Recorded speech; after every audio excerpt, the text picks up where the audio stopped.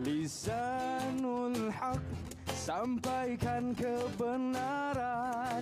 Lisanul Haq, sampaikan kebenaran. Lisanul Haq, sampaikan kebenaran.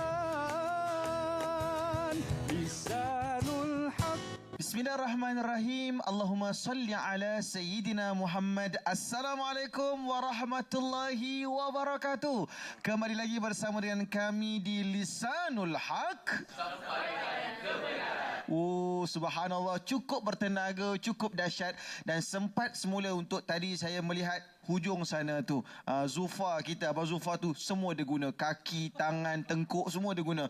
Ada pernah sekali tu dengan kepala-kepala dia goyangkan sekali. Saya tak tahu dah. Subhanallah, ini bakat semula jadi ya. Subhanallah, yang cukup luar biasa. Untung periakustik ya. Bayar seorang dapat macam-macam main. Subhanallah. Alhamdulillah, syukur kepada Allah Subhanahu Wa Taala kerana Allah Subhanahu Wa Taala telah temukan kita pada saat waktu ini dalam episod kali ini di Lisanul Haq dengan topik bakhil sangat tu.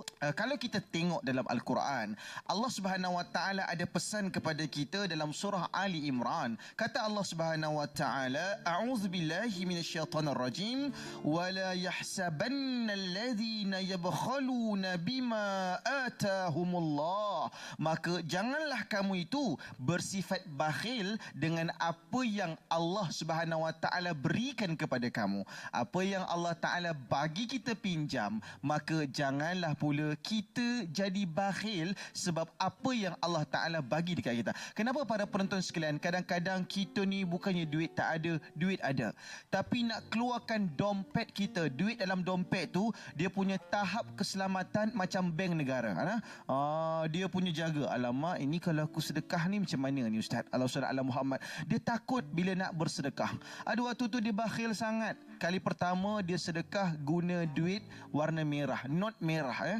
Dia tunggu 3 minit bang kat tabung masjid tu. Bila orang lalu dia tunjuk bahawa ni tengah masuk not warna merah ni kan, sambil muka dia penuh riak dan takabur sekali. Selagi mana tak 10 orang lalu, tak jatuh duit RM10 tu. Dia kira cukup 10, berbaloi RM10. Seorang RM1 kata dia. Seorang RM1 nampak aku buat kebaikan. Maka pada saat ketika itulah Allahumma salli ala Muhammad disebutkan kepada kita tentang bakhil. Allahumma salli ala Muhammad. Tapi kat Malaysia ni yang tak seronok tu, yang bakhil tu dituduh haji bakhil. Kesian kat haji tu kan. Haji tu tak bakhil. Allahumma Muhammad kan. Kesian kat haji. Haji kebanyakannya tak bakhil, tapi disebabkan satu cerita tu kan nak bagi tahu kepada kita, Allahumma Muhammad, kalau kita dah pergi haji, kalau kita dah ada banyak rezeki, Allahumma Muhammad, sebenarnya jadilah orang yang paling banyak memberi. Subhanallah, saya teringat waktu itu ada satu perang namanya perang Tabuk. Apa nama perang tu? Subhanallah. Baik-baik tetamu kita hari ni ya. Suara mereka pun nampak macam tak cukup kecil. Subhanallah kan. Subhanallah. Tabuk. Dalam perang Tabuk tu kita berjalan sekitar 700 km. 700 km. Jauh ke? Jauh sangat. Jauh sangat. Tak sepakat di antara Tivit Mara Petaling Jaya. Kita cuba sekali lagi. Jauh ke tak jauh? Jauh. Jauh angat-angat ke ikit-ikit? Cover macu pula kan. Angat-angat gitu kan. Cover macu pula. Angat-angat ke ikit-ikit? Angat-angat. Minta maaf lah para penonton, saya kena kacau diorang sikit ni sebab muka nampak macam serius kan. Kita cerita pasal bakhil. Tadi dah menuduh saya bakhil kan. Jadi saya nak ceritakan dalam perang Tabuk, para penonton sekalian, pada waktu itu Allahumma salli ala Muhammad, kita nak pergi perang. Waktu itu nak lawan Rom, tapi tak ada kenderaan.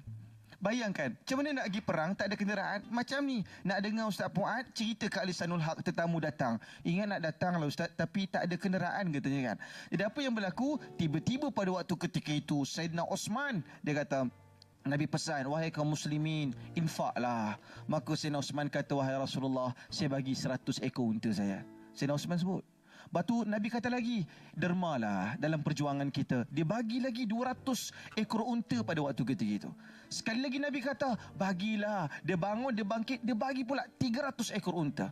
Kalau kita kirakan hari ini, jumlah katalah harga unta yang mewah, yang baik, seekor katalah sekitar RM10,000. Kita ambil unta yang kelas pertama, umpama contoh yang baik. Mungkin ada harga yang berlainan. Tetapi kalau 300 ekor unta, waktu itu saja dalam perang Tabuk, Sayyidina Osman dah bagi sekitar 3 juta ringgit. Allahumma salli ala Muhammad. Kalau kita nilaikan pada hari ini, bakhil tak ada? Tak bakhil. Tak bakhil dia. Kenapa dia tak bakhil? Sebab dia korbankan segala-galanya untuk agama Allah Subhanahu Wa Taala. Yang kita bakhil itu adalah apa yang Allah Taala bagi pinjam kat kita. Pernah suatu ketika, waktu itu kan, Sayyidina Umar Al-Khattab dia kata, selama ni kalau buat pengorbanan, mestilah aku kalah dengan Sayyidina Abu Bakar. Banyaknya Abu Bakar ni kalau bawa harta, mesti lagi banyak daripada aku. Suatu ketika Sayyidina Umar bawa datang harta banyak untuk bagi pada jalan agama. Dan waktu itu dia katakan, wahai Umar, banyak harta kau bagi ni. Apakah engkau, Allahumma salli ala Muhammad, masih ada lagi kekayaan, masih ada lagi kekuatan pada saat ketika itu? Kenapa Sayyidina Umar kaya? Kenapa? Ceteka. Macam biasa. Ustaz tanya, ustaz jawab. Ustaz tanya, jawab dah sendiri katanya kan. Kenapa kaya Sayyidina Umar ni? Sebab dia mengawal kafilah dagangan. Dia jaga ekspor import. Itu sebab kenapa Sayyidina Umar kaya. Kedua, kenapa Sayyidina Abu Bakar kaya? Ceteka. Sebab dia jual kain. Betul. Dia ada tekstil. Umpama contoh, nampak muka semua dah rancang nak jual kain ya. Subhanallah. Boleh jual ustaz kain batik ada suami punya. Suami pula. Ada kain batik itu isteri dia lebih kat rumah tu. Memang betul. Kekayaan Sayyidina Umar dan juga Abu Bakar Siddiq memang mereka kaya. Tetapi apa yang berlaku waktu itu, Sayyidina Umar dia bagi separuh daripada harta dia. Nabi kata, ada lagi ke? Ada kat Umar. Abu Bakar pula apa yang berlaku pada saat ketika itu? Dia bagikan seluruh harta dia, dan mereka adalah tokoh yang tidak bakhil. Maka kita nak sama-sama jadi orang yang tak bakhil. Banyak lagi kita nak kongsikan. Kita akan berehat seketika. Kita kembali selepas ini di Lisanul Haq.